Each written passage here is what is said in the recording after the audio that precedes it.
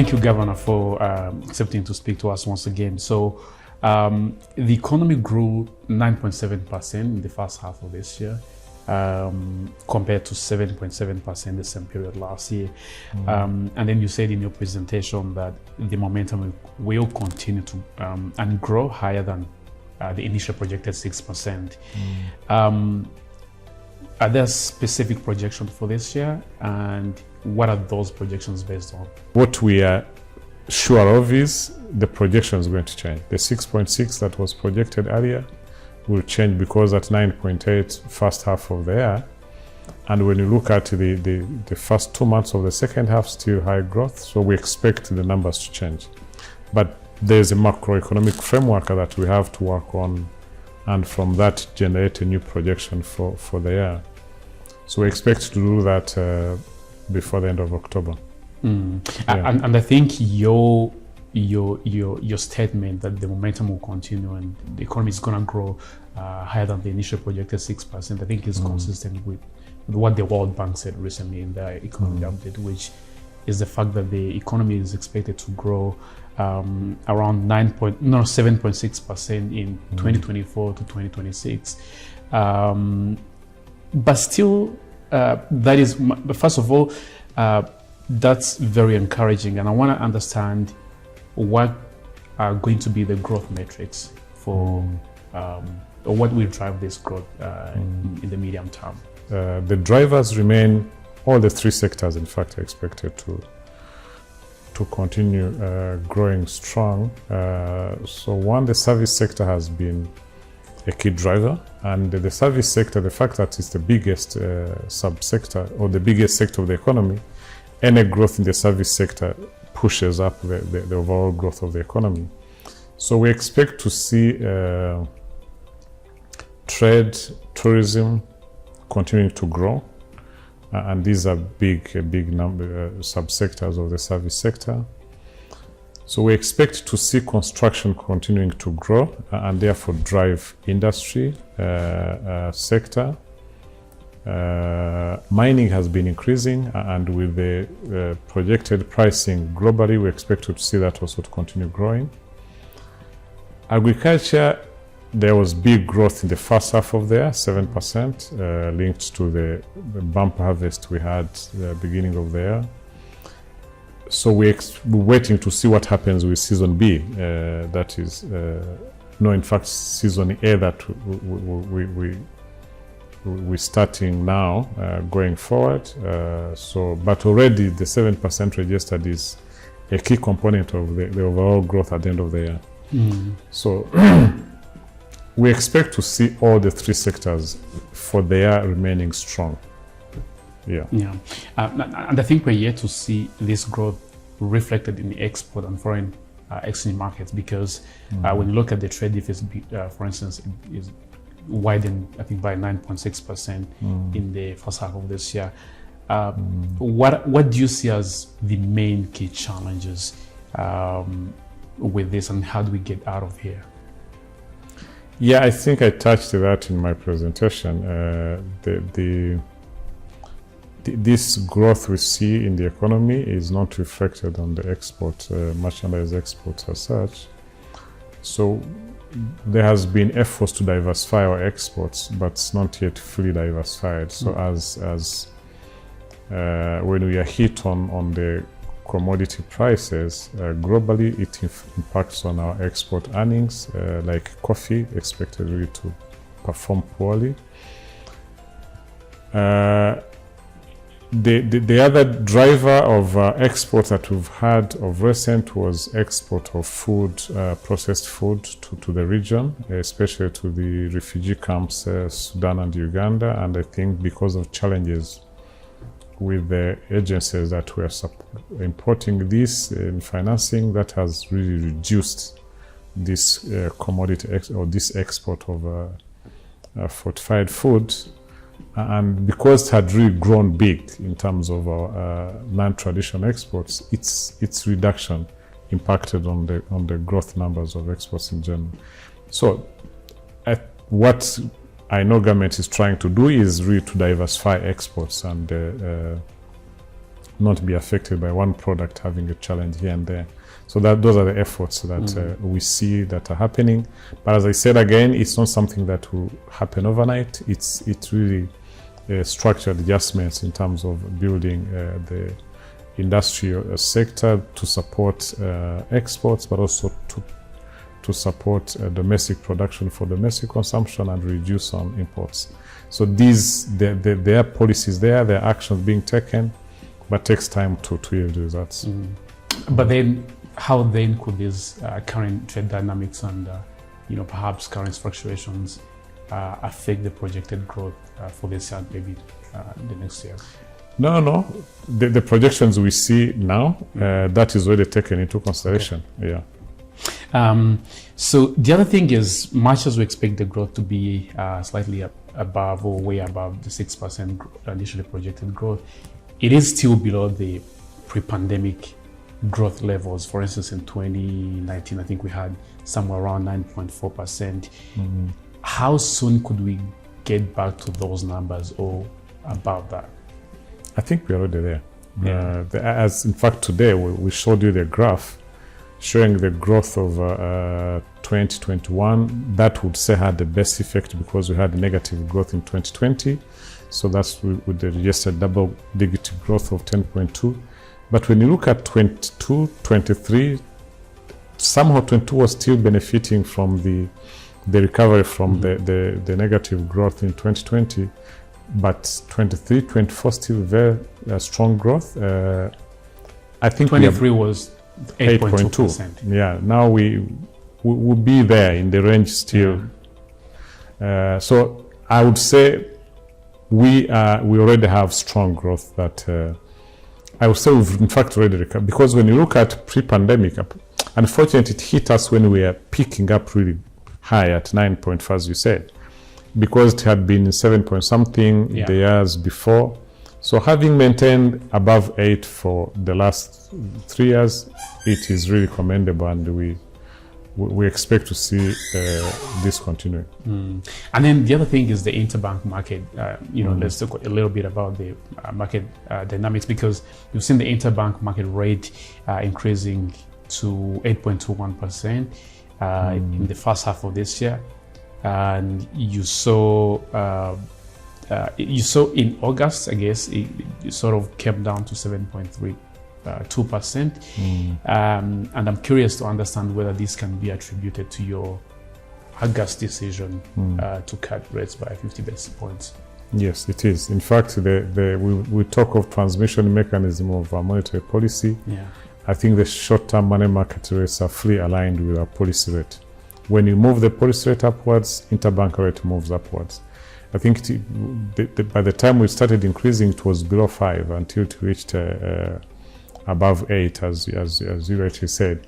When we started reducing, it also started reducing. So the last monetary policy round, we reduced our policy rate to 6.5. We immediately saw the interbank rate reducing. It's now around 7 or below 7%. So yes, it's the movement in the interbank rate is 100% linked to our policy rate movements. But then which is a good sign that at least we see some transmission over there. But what about other interest rates, deposit rates, for instance? Because it doesn't seem to align with your decision. That it's expected. One, in a young and not deep financial sector.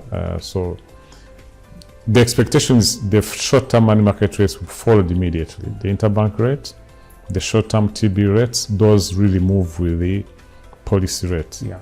Then the long-term government securities adjust with a lag. The same with the deposit rate. So the 2 years we have had with tightening, we saw the government yield of the T-bonds started also increasing. The deposit rates increased. Starting this year, it had started increasing based on our policy decisions in the past 2 years. The lending rate is more sticky, so it takes time to adjust. But because all the other rates had adjusted, if we had maintained the tight conditions, we would have seen the lending rate also falling. But with now accommodative conditions that we've started, we don't expect to see the lending rate increasing. So does it immediately start reducing? It takes time. It's, as I said, it's sticky. So it didn't increase as we're increasing. We don't expect it to see immediately reducing as we're reducing, but with a lag. For example, when you go back 7 years ago, we started easing our policy rate in 2014. At that time, we were at above 7.5%. So we went down up to 4.5%. The lending rate was then 17.5 at that time. It started going down slowly. By the time we hit, it's around now 15.9, 16. So it followed, but very slow. So it's a process that we expect to see going on. Still on monetary policy, you saw last week the Fed cut the policy rate for the first time in 4 years. What could that signal for Rwanda's monetary policy stance? Could that mean you may adjust your policy, especially in the next? No, our policy is not directly linked to the US policy rate. As you understand, we started cutting before they did because our economic conditions were showing us that we could cut our policy rate. So it depends on our monetary conditions.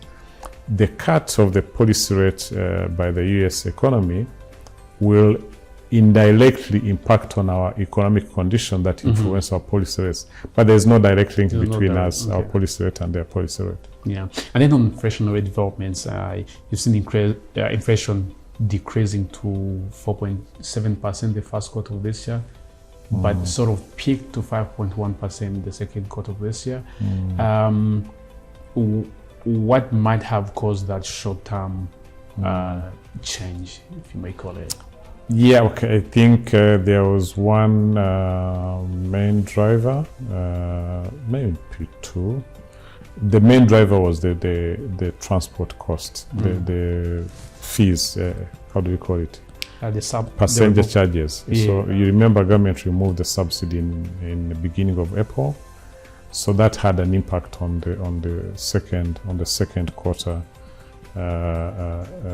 The hike, like I think in May, it increased 5.9 in fact. So that was really linked to that hike. But also international oil prices had gone up, and so fuel inflation and also the what we call solid fuel, charcoal and the likes, because of heavy rains earlier in April, May. It wasn't easy to access charcoal, so that also went up. So those were the factors that really increased the interest rate, the inflation in the second half of this year. But as we said, we expect it to average at around 5% for the year. And then what will determine the direction of inflation, especially this year? Because I think you say that it's going to stabilize around 5%. Yeah. So everything today, as we see, food is stable, food inflation is stable, core inflation is stable because global inflation is going down, energy the same. So as we say, everything looks okay for the year and for next year as well.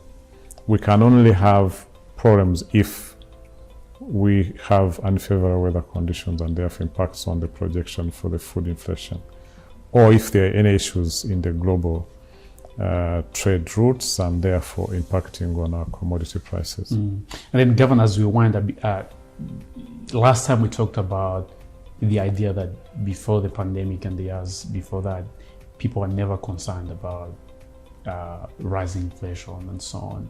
And we talked about this idea of restoring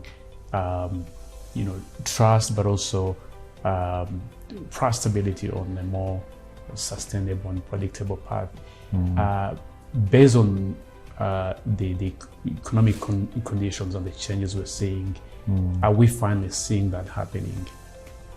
Yes, sure, it does. I think the stability we see in the economy over a long time, there's that trust of the economic actors in the direction of the economy, in the management of the economy. And when we had these shocks, there's always that trust that we have a government that is solution-oriented.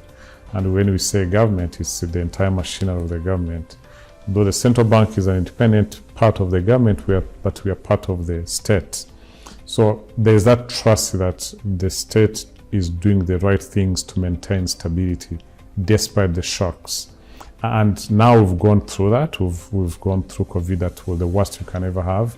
They know what the government did to maintain stability despite all the challenges. So there's that trust, and we are happy with you as we communicate to the public. We see that that calmness and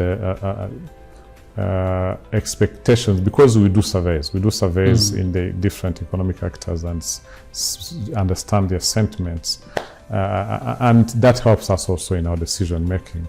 So yes, the stability is now restored, assuming we don't have other shocks going forward, and so we expect to continue our economic path that we had before the pandemic. As I said already, we see a strong footing, and we expect this to continue.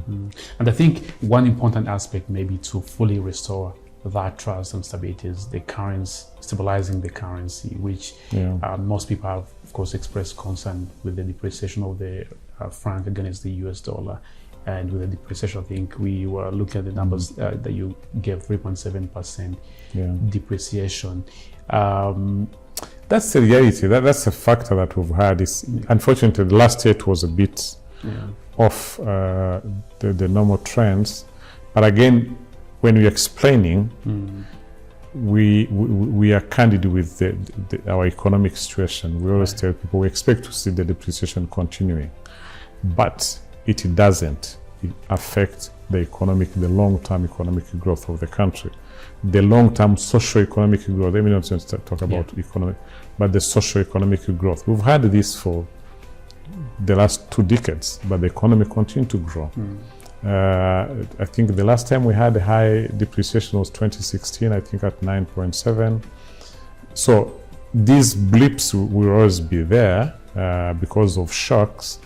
But in general, as we improve on our export base, as we improve on our domestic production, and also allowing the currency to find its footing based on market conditions, is supporting these initiatives of exports and domestic production.